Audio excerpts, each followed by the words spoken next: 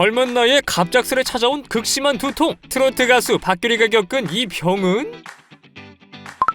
안녕하세요. 콩뉴초대 생동생 편시험 모집 플랫폼 메디시보입니다. 국악인 출신 트로트 가수 박규리가 과거 뇌출혈 투병 사실을 털어놨습니다. 30대 젊은 나이에 뇌출혈 판정을 받고 이를 극복해낸 박규리에게 응원이 쏟아졌는데요. 오늘은 메디시보가 가수 박규리가 앓은 뇌출혈에 대해 알려드리도록 하겠습니다. 박규리는 국악인 출신의 트로트 가수인데요. 과거 시립국악단에서 아쟁 연주자로 활동했다가 2014년부터 트로트 가수로 전향해 국악과 트로트를 접목한 사랑의 아리랑, 숟가락, 젓가락 등을 발표하기도 했습니다. 또 무려 1000회가 넘는 위문 공연을 펼쳐 원조 군통령으로 불리기도 하는데요. 전국 각지에서 공연을 뛰며 밝은 에너지를 뿜어낸 박규리가 방송을 통해 놀라운 사실을 털어놨습니다. 과거 뇌출혈로 인해 생사의 기로에 섰던 경험을 고백한 것인데요. 가수로 데뷔하기 전 36살의 박규리는 당시를 떠올리며 머릿속에서 천둥번개가 치는 것처럼 생전 겪어보지 못한 두통을 겪었다 라고 밝혔습니다. 이어 시야가 뿌옇게 변해 앞에 있는 형체도 가늠할 수 없게 됐고 급히 병원을 찾아갔더니 뇌출혈 진단을 받게 됐다고 했습니다.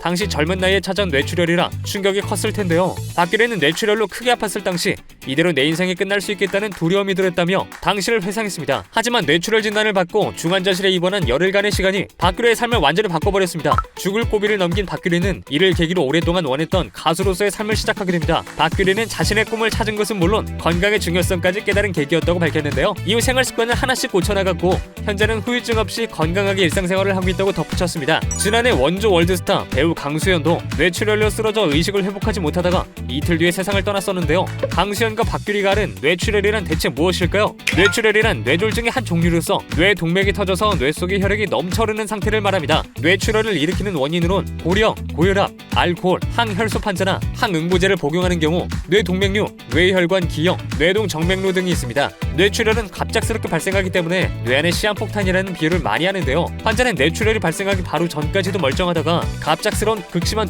두통과 동반되는 심한 구토, 어지럼증, 운동마비, 구음장애, 의식저하 등을 보일 수 있습니다. 출혈의 양이 많을 경우엔 사망까지도 이룰 수 있습니다. 뇌출혈은 발생하는 순간 발생부위의 뇌세포가 모두 손상돼 뇌경색보다도 예후가 더욱 나쁠 가능성이 높으며 반신마비, 의식불명 상태, 사망 등의 나쁜 예후를 볼 수 있습니다.